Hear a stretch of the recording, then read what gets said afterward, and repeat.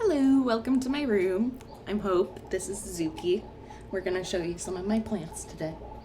Zuki isn't gonna help all the way through because she really likes bell pepper and she might try to eat my new one. So we're gonna put her down. So first up, we got a few babies. This guy is a bell pepper that I grew from a bell pepper from Whole Foods. My mother tried to throw it in the trash and I was very upset. Had to go through the trash, pull this boy out, got all the seeds from inside of him, and now after it's been flowering since January, and now we've got this boy at the end of May. Hopefully, I'm not gonna tell it that I'm gonna eat it, but I'm gonna eat it. We've got some Cholla branch from Joshua Tree. You're not supposed to take anything, but that's the only thing I took. I have this little guy propping him up because otherwise they would drown in their own humidity. Feel the same way. These guys are also Cholla cacti. So essentially this framework is the same as what this guy is, and when they dry out and die, they leave that same skeleton in place, which is creepy and beautiful. And then these guys are actually babies of my mama capsaicum, but these are actually orange bell peppers instead. So they're gonna start green and then bloom over time into this beautiful orange color. These parts right here, these first leaves that come out, are called the cotyledon because they carry the first genetic information that the whole plant is inevitably going to have. So they will drop eventually because once the newer leaves that are mature come out, they're going to contain the rest of the information that keeps repeating over and over. This is pothos. Incredibly, they're supposed to be really happy without water and without light. And I don't know what I did to it to make it love water, but it's been happily living as a hydroponic plant in my room. I think it's just gravitating towards the grow lights over time, which I'm happy with. But this guy has actually been divided so many times that now he's in here and here. And then we also have these guys in my little science experiment down here. So he actually started in this one, came all the way up, and now he's all the way up here. So I'm just gonna let him keep going until I trim and pop him in another jar. And then these guys I desperately need to do something with because they are known as a wandering Jew, which I don't love the colloquial name of, but they quite literally will take over your home in a matter of weeks just because they desperately want to grow out of anything. This guy is a money plant. Originally it was, you see a lot of them always twisted and braided up down here in the root, but I actually unbraided mine because that kind of feels brutalist. And the plant never really wanted to do that in the first place. So I undid it, let the individual areas branch out, and it's actually growing way faster because the roots aren't all stuck together in one spot.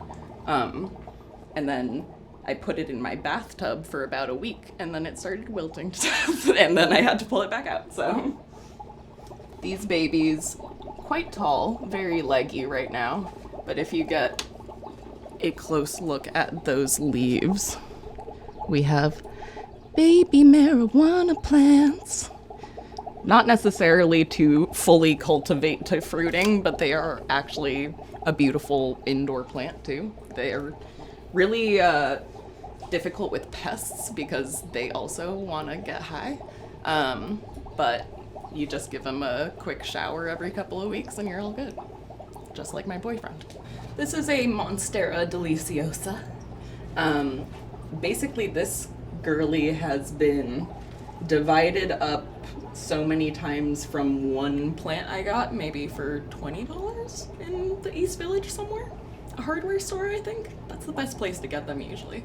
Because they're not going to upcharge you, they just want to get rid of them.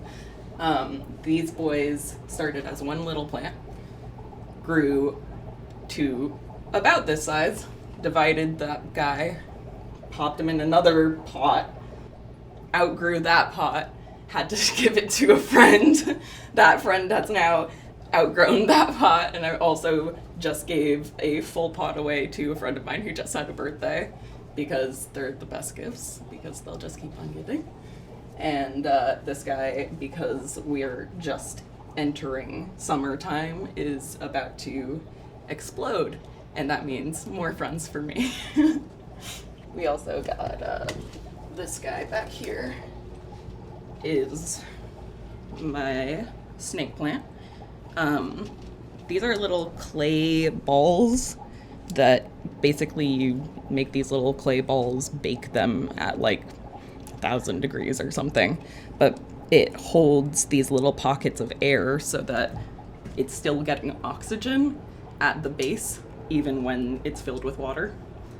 So usually snake plants love a very dry kind of arid condition, but this guy was actually dying while I had it in a pot, and then as soon as I stuck it in this, it turned into this and this guy. So I'm just gonna keep going with what I have learned on my own. Don't always trust what you read, because not all plants are made the same. We got another wandering Jew, also called an inch plant, because they will quite literally grow an inch a day. Hence why it literally started as a 3-inch cutting or something that I got on Etsy in the mail that barely survived, popped it in water, and now it's this thing. Probably the longest hair in this room. And then we have a peperomia up here, accompanied by a small floating chicken.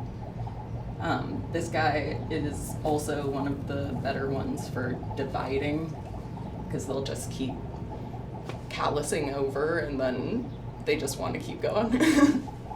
We got a little rubber tree cutting over here, which is actually from that rubber plant behind you. This is my philodendron. It's not super happy right now because I just transplanted him into a new pot. So he's actually starting to drop some of the leaves that it couldn't put that extra energy into at the time of transplantation. But now that it's kind of settled in, it's bringing back new growth, and we'll hopefully continue to wind up this because they love to be able to grab onto something. And then we got this little guy. We went to a state park a couple of weeks ago. You're not supposed to do this, but if you do this, you got to do it ethically. We brought a little Tupperware container. You harvest any debris or anything that's already scattered, potentially been kicked up by somebody on a trail. Or if you're looking for moss in particular, you pull from the center of the patch and then brush the surrounding moss inwards so that it covers over and then grows over that area again. What else we got here? Oh yeah. You can see there's like a little patch of green growing on the side in there. That's actually from these little brown spores at the top that just released a bunch of their spores and have now dropped onto the soil and are starting the first part or first stage of development of new moss. And then this guy's in here, this windy little branch, because hopefully with time, the bacteria that lives in the soil will start breaking down the old detritus and turn it into mycelium, so we'll eventually have little mushrooms growing in here too. And then we gotta keep it sealed up to make sure that it's continuing its own moisture cycle, so it's creating its own rain essentially by heating up the inside of it during the day, and then the moisture hitting the coolness of the glass at night. So this is my mama pothos.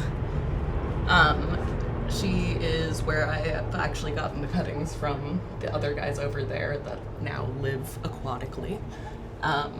She happily lives in soil, but basically needs little to no light and grows exponentially, and I'm amazed by her every day because I barely have to help her do much. She's just a real grower.